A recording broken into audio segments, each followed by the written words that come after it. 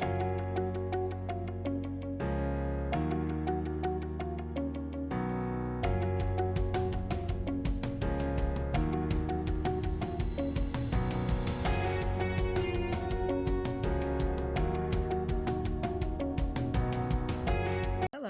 and welcome to our ISQOLS 2021 virtual conference. Wherever you are, whatever time zone it is, I hope you'll have a wonderful and enjoyable time with us. I'm Carol Graham. I have the pleasure to be president of ISQOLS for this year and next, and I've learned already so much from all of the wonderful people involved here. I've been involved with ISQOLS for well over 10 years, but this has really given me a different vision of what a special society it is. We have people from all over the world, almost every world region, over 300 participants.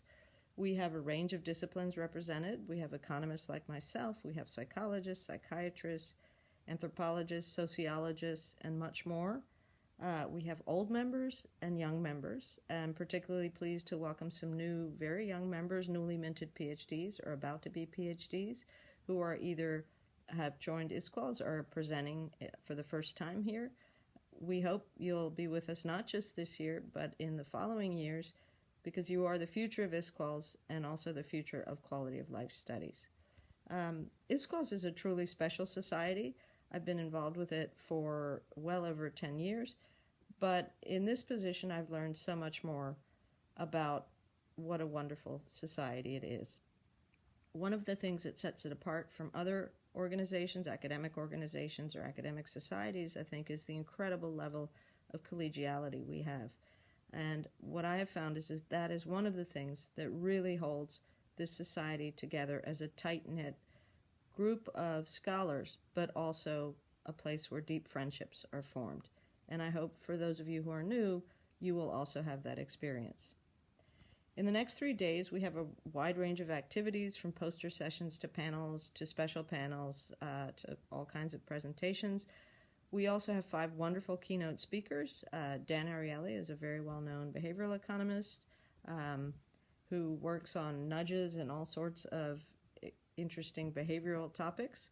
We have Julie Rusk, who's a pioneer in implementing well-being metrics into municipal policy design, policy evaluation, and even into cost budget frameworks. Her experience is really pioneering, certainly in the United States, where the study of well-being is only now really gaining strength behind other countries like the UK, New Zealand, and many more.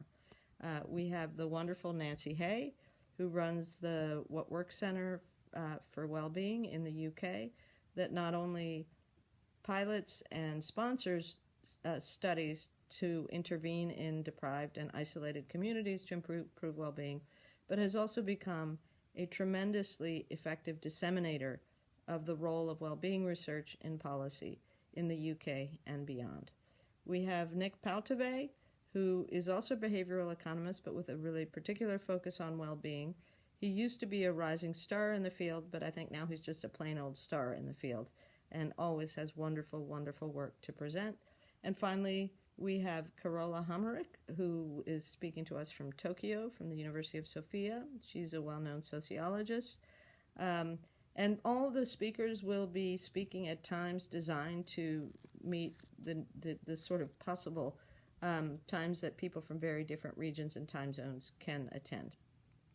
Finally, none of this would be possible without our spectacular executive director, Jill Johnson, who not only played a fundamental role in this conference, but essentially keeps the ISQOLS alive, not just by running the society, but also constant innovation, creativity, expanding our reach and our horizons, and she really is a dynamo in the world of ISQOLS. We also have Martijn Berger, our wonderful conference director, a well-known academic on his own, but who also has really pioneered the virtual conference programs for both last year and this year, and we're very thankful to him, as well as to our wonderful conference committee and to our scientific committee that reviewed abstracts and screened them for quality and for acceptance into the program. Hundreds and hundreds of abstracts and papers. Finally, of course, our board is integral to ISQOLS, and we thank them for all their dedicated work in the background over time every year.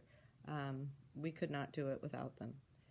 So with that, I hope you have a wonderful 3 days, and also look forward to welcoming everybody in person in 2022 in Burlington, Vermont at the wonderful University of Vermont for what we hope will be the first in-person conference after several years of being virtual. So I hope to see you in the next few days. Participate, listen, learn, and we'll see you at the other end of the conference for sure when we have our closing ceremony.